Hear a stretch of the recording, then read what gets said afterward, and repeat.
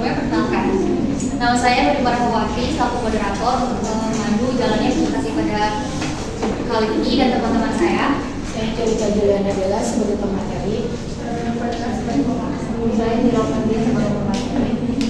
Baik, langsung saja kita masuk ke dalam materi yang pertama yang akan dijelaskan oleh Angelika. Pada Angelika disilakan.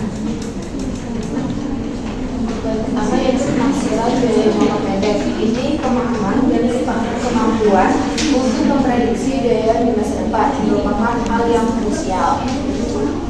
Secara khusus, penafsiran dan peramalan biaya jangka pendek ini memainkan peran penting dalam perencanaan operasional, penganggaran, dan pengendalian biaya. Beberapa metode sederhana namun efektif dapat digunakan untuk tujuan ini. Kemudian ada ekstrapolasi sederhana, itu pengelolaan keuangan dan pengambilan keputusan bisnis. Kemampuan untuk memprediksi biaya di masa depan merupakan aspek yang sangat penting. Penafsiran biaya jangka pendek ini yang berfokus pada proyeksi biaya dalam periode waktu yang relatif singkat. Ekstrapolasi sederhana ini merupakan metode peramalan biaya yang paling mendasar. Metode ini mengasumsikan bahwa pola biaya di masa lalu akan terus berlanjut di masa depan tanpa adanya perubahan signifikan dalam kondisi operasional atau faktor eksternal. Dengan kata lain, biaya di periode ini mendatang diproyeksikan sama dengan biaya pada periode terakhir yang diketahui. Metode ini sangat mudah diterapkan dan tidak memerlukan perhitungan yang rumit. Jika biaya relatif stabil dari waktu ke waktu dan tidak ada alasan yang kuat untuk memperkirakan perubahan besar, ekstrapolasi sederhana dapat memberikan perkiraan awal yang cukup berguna. Kemudian ada analisis gradient dengan beberapa observasi. Ini metode penafsiran biaya jangka pendek yang sedikit lebih canggih, yaitu analisis gradient. Metode ini melangkah lebih jauh dari sekadar mengasumsikan biaya yang konstan dan mulai mempertimbangkan adanya tren perubahan biaya dari waktu ke waktu. Dengan mempertimbangkan dan mengukur tingkat perubahan ini, kita dapat membuat proyeksi biaya yang lebih realistis, terutama jika ada indikasi peningkatan atau penurunan biaya yang konsisten. Analisis gradient ini atau sering disebut juga analisis tren linier sederhana merupakan metode peramalan biaya jangka pendek yang mempertimbangkan adanya tren peningkatan atau penurunan biaya dari waktu ke waktu. Metode ini berupa mengidentifikasi tingkat perubahan biaya per periode dan menggunakan untuk memproyeksikan biaya di masa depan. Rumus sederhananya yaitu biaya rata-rata, biaya periode mendatang, biaya periode terakhir, periode ke depan.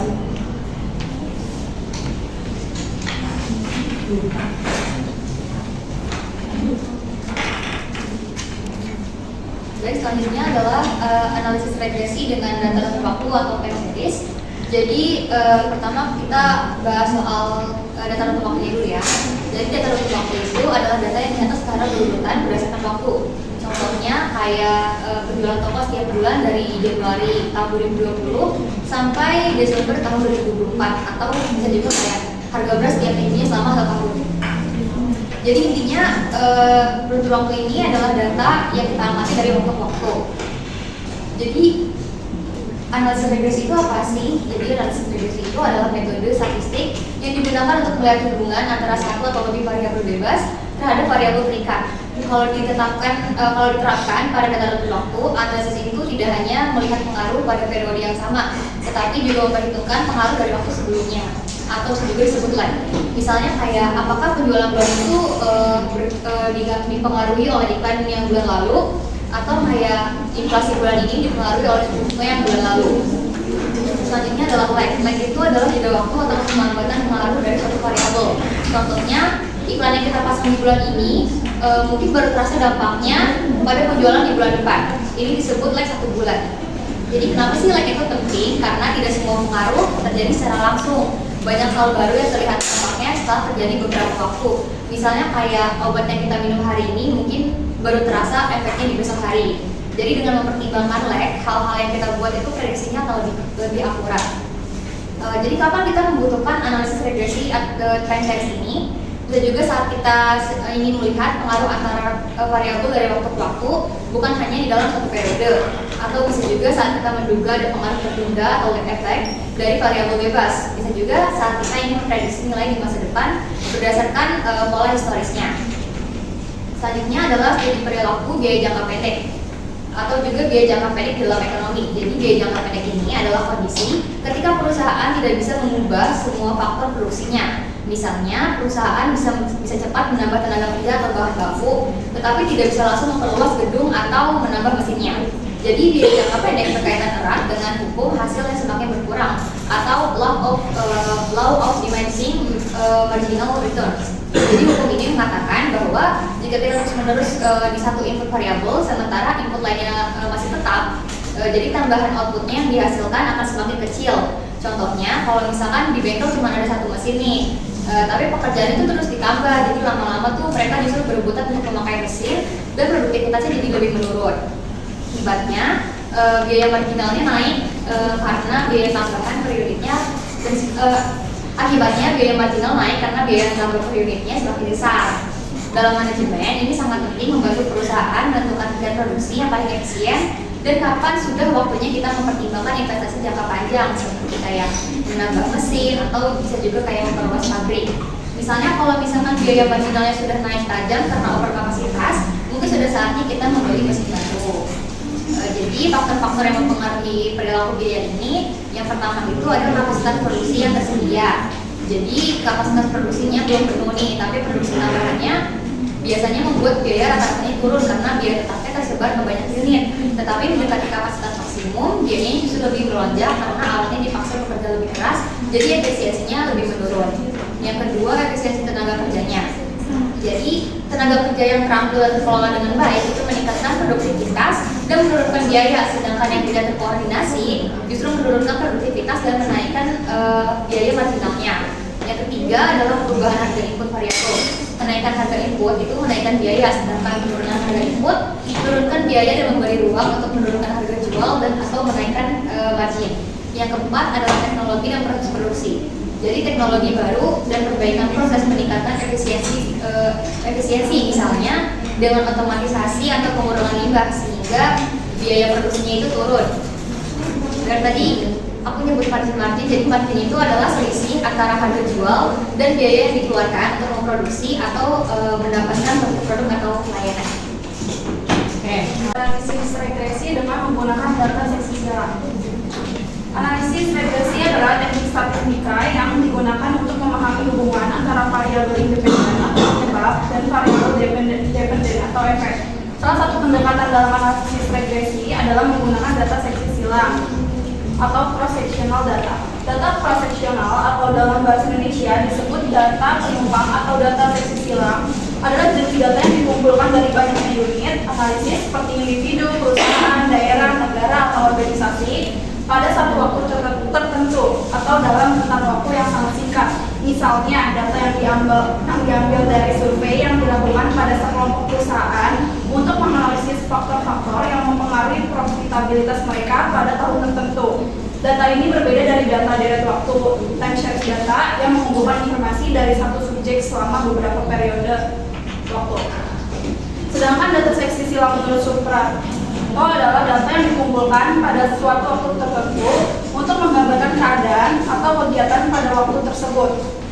Contohnya, kita melakukan survei terhadap 10 karyawan di sebuah perusahaan untuk mengumpulkan data tentang pendapatan tahunan mereka, tingkat pendidikan dalam tahunan, dan pengalaman kerja untuk memprediksi pendapatan berdasarkan pendidikan dan pengalaman kerja.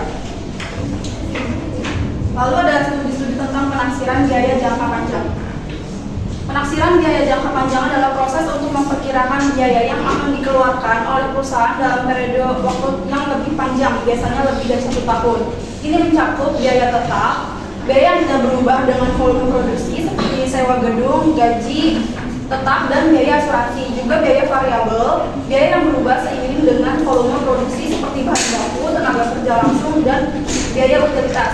Tujuannya adalah untuk membantu manajemen dalam perencanaan keuangan, pengambilan keputusan strategis dan evaluasi kinerja, sehingga perusahaan dapat mengoptimalkan sumber daya dan meminimalkan risiko finansial. Lalu ada beberapa metode penaksiran biaya jangka panjang. Yang pertama itu ada penaksiran jangka panjang. Ini dapat dilakukan dengan metode analisis regresi dengan menggunakan data seksi silang tadi. Mana penaksiran biaya jangka panjang merupakan usaha untuk menemukan ukuran pabrik yang berbeda-beda pada titik waktu tertentu, maka kita dapat menggunakan observasi data runtut waktu untuk mendapatkan taksiran fungsi biaya jangka panjang. Lalu yang kedua ada metode engineering.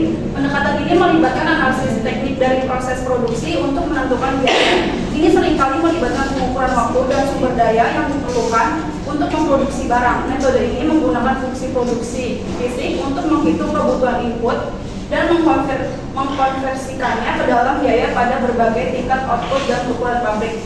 Lalu yang ketiga adalah metode estimasi berdasarkan pengalaman. Dalam beberapa kasus, perusahaan menggunakan pengalaman masa lalu untuk memperkirakan biaya. Ini bisa menjadi metode yang cepat, tapi juga mungkin kurang akurat karena perkiraannya jika kondisinya pasarnya berubah-ubah. Selanjutnya akan dibantu oleh Bundira. Baik, di sini ada peramalan biaya yang berupa perubahan produktivitas faktor produksi. Jika produktivitas tenaga kerja atau mesin meningkat, misalnya karena adanya pelatihan, adopsi teknologi baru, atau perbaikan proses produksi, maka biaya per unit output cenderung menurun karena output yang dihasilkan dari setiap unit input menjadi lebih besar. Sebaliknya, jika terjadi penurunan produktivitas seperti akibat kerusakan alat atau kurangnya motivasi kerja, biaya per unit akan meningkat. Oleh karena itu, tren produktivitas dalam beberapa periode terakhir sering digunakan sebagai dasar untuk meramalkan biaya di masa depan. Peningkatan produktivitas faktor produksi tidak hanya berdampak pada efisiensi biaya, tetapi juga pada daya saing perusahaan di pasar. Selain itu, peningkatan produktivitas juga dapat meningkatkan kapasitas produksi perusahaan tanpa perlu menambah menambah jumlah input secara signifikan. Lalu selanjutnya perubahan harga faktor produksi. Perubahan harga faktor produksi juga sangat berpengaruh dalam peramalan biaya. Harga bahan baku, upah tenaga kerja, dan biaya energi dapat mengalami fluktuasi karena perubahan pasar, kebijakan pemerintah, atau faktor eksternal lainnya.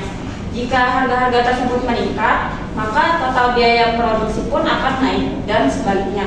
Dengan memantau tren harga faktor produksi serta memproyeksikan kemungkinan perubahan di masa depan, perusahaan dapat menyesuaikan anggaran dan strategi produksinya agar tetap kompetitif dan efisien.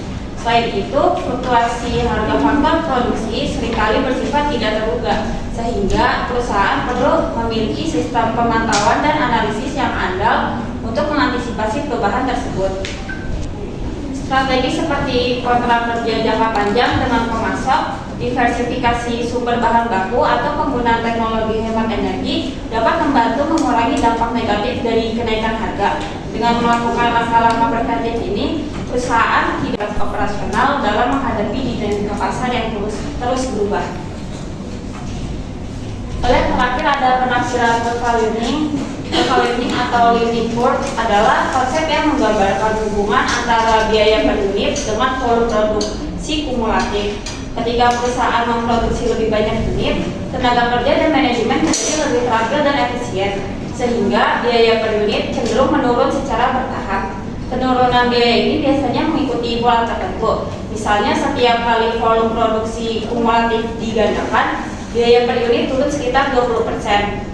Penafsiran portfolio sangat penting dalam peramalan biaya, terutama untuk produk atau proses produksi baru.